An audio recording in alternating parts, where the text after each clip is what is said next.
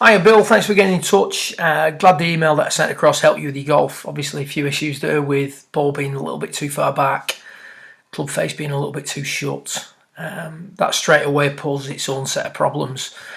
However, the subsequent emails related to the sort of move that you're seeing here were, this was your original visit to Whitestake earlier in the year, back end of last year, where the head would drop back and more importantly the club would pass the hands. At its worst, the rate at which the club passes the hands increases. The butt of the club stays very close to the body on the way through, so at this point here now the butt of the club would be sort of closer to the body. The lead arm will be more bent. The trail arm potentially would be a little bit bent as well, and the rate at which the club overtakes the hands would increase. So it happens in various guises at various levels throughout the season, but you've already identified that as being a fundamental problem with your golf swing.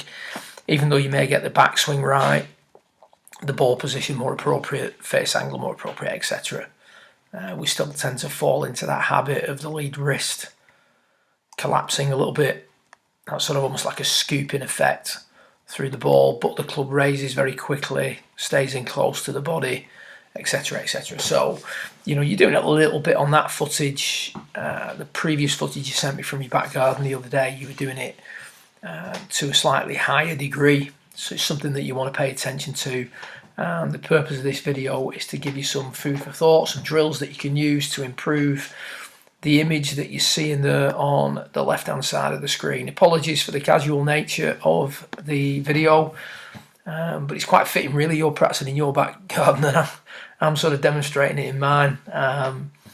Just sort of put a few drills together, picked a few drills out today that I thought would be appropriate and would get my point across. So drill number one that you see here on the right is a really good one. What I've done is I've put an alignment cane down the grip end of the golf club, so I've pushed it down through the club. What I like about this drill for you, and I suffer from this myself, is at setup I can tend to get my hands a little bit too far back, shaft sitting a little bit too vertical, and the ball just getting a little bit too far forward.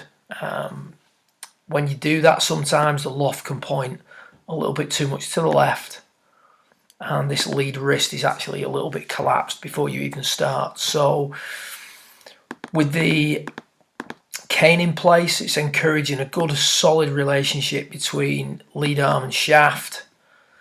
As the handle goes forward, the loft tends to point a little bit more to the right, tends to encourage the ball to move back in the stance a little bit, etc., etc. So pretty good drill from a setup standpoint. And the goal now is throughout the downswing, prevent the cane from hitting the side of your body. So at this point now, if I start to stop the body and allow the club to start to catch up with the hands, pass the hands even further. So in order for the club to start passing the hands, the rate at which the body is unwinding has to reduce, sometimes even stop. And what's going to happen then is this cane is going to get catapulted towards your side and you're not going to prevent it hitting the side. So you can see as I come through, it's encouraging my body to continue to rotate. I'm just doing these at slow speeds as well, so I'm not really doing these flat out. It's just an awareness exercise.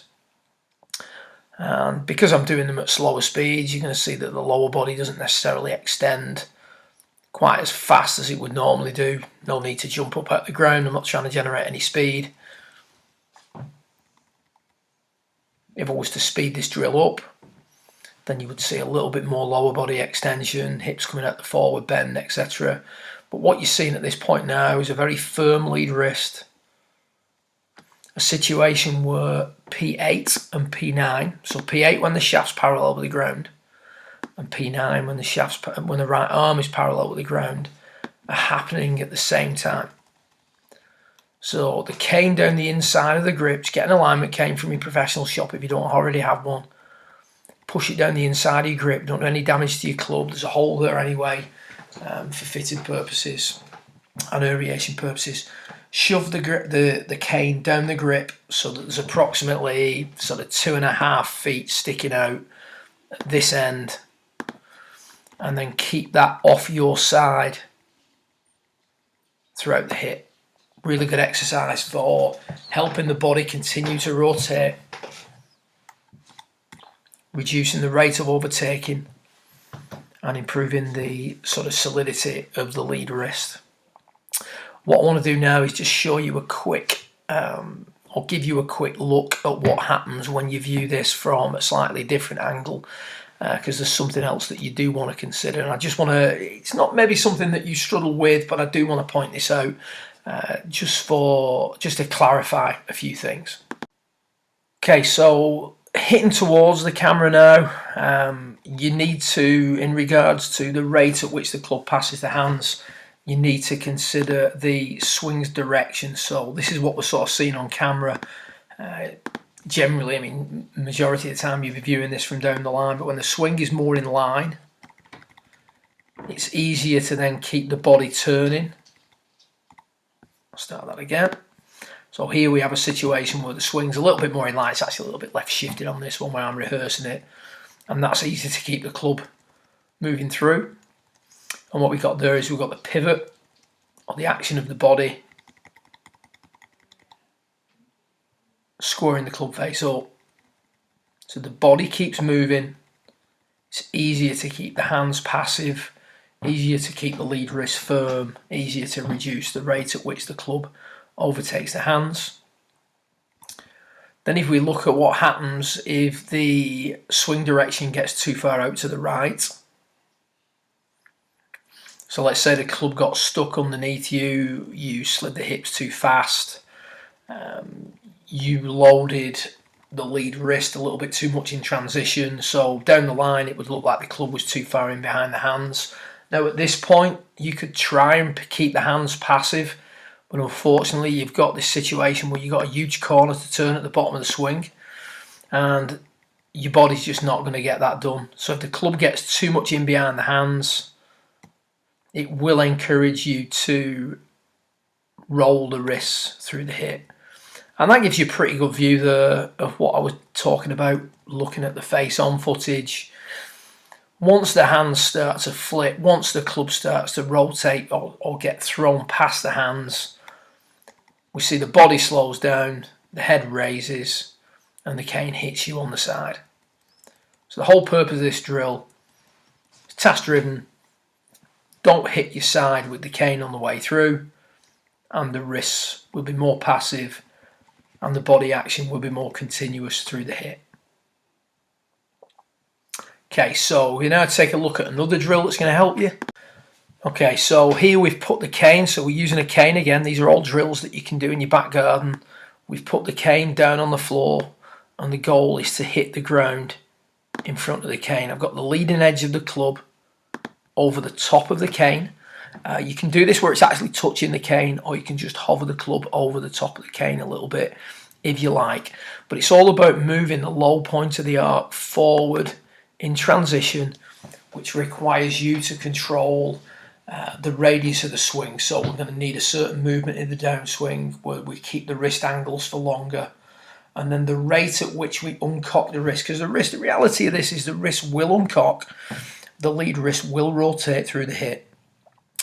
But if you do it too much, too soon, you get the image that you see on the left, or the image that you sent me last time over. So we're trying to control, we're not saying that it doesn't happen. I think to try and create a swing where that doesn't happen wouldn't be great, because you just hit it so far right, it'd be unbelievable. So it does happen, but we've got to control the rate at which it happens. So here I'm just going to make some little swings. Again, stuff you can do on your mat in your back garden, conditioning exercises. You can see there now that the butt of the club is on the inside of the trail leg coming into impact, so the radius is nice and tight. As I come through, I'm hitting the ground in front of the cane, much to the displeasure of my wife because it's our back lawn. but that's not your problem. And it's encouraging that situation again where the body keeps turning and the handle is leading and the lead wrist is flat through the hip. Now, if I do that in a slightly different manner and I sort of create the scenario that you don't want, which is club starting to release too soon, body's going to stop and slow down a little bit. So I'm trying to do this on purpose, more of that scooping action. What we see now is the butt of the club at P6 is now outside the trail leg, so the radius is wider. The club has already started to pass the hands and he's now going to hit the ground behind the ball or behind the line. Now, in a real world scenario, the player may, and usually does, lifts the lead shoulder very quickly, straightens the lead leg very quickly, lifts the head away from the ball or pulls the chest away from the ball very quickly to prevent the club hitting the ground behind the ball. But the reality of it is we still get that scooped effect as we come through the ball, and that's not what we're after. What we're looking for is a flat left wrist and a club that doesn't overtake the hands excessively through the hip. So again, doing it a different way. Club above the cane, little backswing, no need to go past P3. Hit the ground in front of the cane. When you do that, the body keeps turning, the lead wrist stays flat, and the overtaking rate is reduced. So I've got one more drill to show you, and then we'll wrap this up along the theme of improving the position or the move through the ball. And that's an isolation exercise that I'm just going to walk you through now. Okay, so what we've got here now is a very passive exercise that I'm going to walk you through, and it's about you improving your understanding and your appreciation of what actually needs to be happening or what is happening at P9. We're going to use P9 right arm parallel as a consistent checkpoint for you when you're training this. The more you do it, the more familiar you get with it, the more the body is going to go looking for this position. Fortunately, with a lot of golfers, one of the problems is, and we all fall into this habit, so it's not like we're all immune. You know, some golfers are immune to it, we're just not. The best players in the world still do this. We tend to want to satisfy a certain ball flight, so even though the movement's not quite right, we'll do something else to get the job done. So club's a little bit too far in behind the hands at P6. We'll stall the body, rotate the hands, collapse the wrist to try and align the swing to try and hit the ball to the target. And we might do that on occasion, but it does make for sort of very hit and miss scenario. You know, and even some of the best players in the world, as talented as they are, you sometimes wonder why, you know, some don't feature for weeks, and that sort of explains what it is. So this is about conditioning some good moves into your swing every time you practice. So it's a slightly different approach to what most people would take. It's a different mindset as well. You know, I was teaching a guy recently who has, currently he's very into martial arts, and his background is in martial arts, both as a participant, as a coach. And he talks about form being the critical thing, and if the form is correct, then everything else will take care of itself. That's his mindset. So he's very into rehearsing positions, much like they do in martial arts, so that when it's required, he can do them at speed. He doesn't get too carried away with the next shot. You know, there's a huge part of that is personality driven, but I think there's a lot of merit in that mentality. I think we all would benefit from having some of that in our training, if you will, where we remove the golf ball at the scenario and say, right, let's just focus purely on form. So what happens, ideally, what would we want to see at P9? Well, what we would want to see both arms very straight. We would want to see the lead wrist very firm. So in other words, the club wouldn't get sort of flung past the hands this way by collapsing the wrist. It would be more firm with the wrist. So both arms straight, firm with the wrists. Both arms on the torso, so the arms haven't been flung off the rib cage. We would want to see the shoulders turn so that the chest is facing the target. We would want to see the centre of the pelvis facing the target. And at this point in the swing, from the point of view of your torso, you would have maxed out your hip slide. You would maxed out your hips or pelvis rotation. And you would have maxed out the extension of the spine. So the extension, the slide and the turn would all be maxed out. And that's what we're going to pay particular attention to during this drill. So what I'm going to do here, I'm just going to walk you through this drill that I was doing in the back garden. And the first thing I'm going to do, I'm just going to break the movements down. I'm going to fully extend. So I'm going to feel like that's the tucking under of the hips. So I've isolated the tucking of the hips. And it's easy to see when you do that. You know, I've got a forward bend towards the camera at P1. So if you were viewing this from down the line, I'd have a situation where I'd have a forward bend in my spine, bit of knee flex, and my pelvis will be bent forward a little bit. So what I'm going to do now is I'm going to tuck the hips, I'm going to extend. So my pelvis now has come out of its forward bend and is like this. My spine has done this. That's the action that we create, or that's the action that we do during the hitting of the ball. Then what I'm going to do is I'm going to turn through 90. Oh, sorry, beg your pardon. I'm going to put the hip slide in there. So you see as I do that, I push the pelvis towards the target. I don't necessarily drop the head back, and that's creating some side bend. So there's the hip slide going in. So fully extended, maxing out the hip slide, pushing the pelvis towards the target, keeping the centre of the shoulder turn in the centre of my stance. And then from there, I'm going to turn. Now, whilst doing that, you can see here that there's a situation where the right arm's parallel and the shaft is just passing the hands. If I was hitting the shot at full speed, there would be more of an extension, more of a raising of the handle. And when the hip slide, the rotation and the extension are maxed out, you would see more of this. That doesn't mean to say that the image that I'm demonstrating on the right hand side is terribly offensive. Personally, I'd kill for that at P9, as with a lot of golfers I coach, but you're isolating the key movements of the through swing. So that is your destination that you would want to swing to at P9. You can see there that as I fully extend, so extend, that's the tucking of the hips. Arms are still on the torso. Now, during the hitting of the shot, the handle would erase, so the club head and the hands would be more in line with one another now. So that as I put the hip slide in and do the rotation, we would look more like this.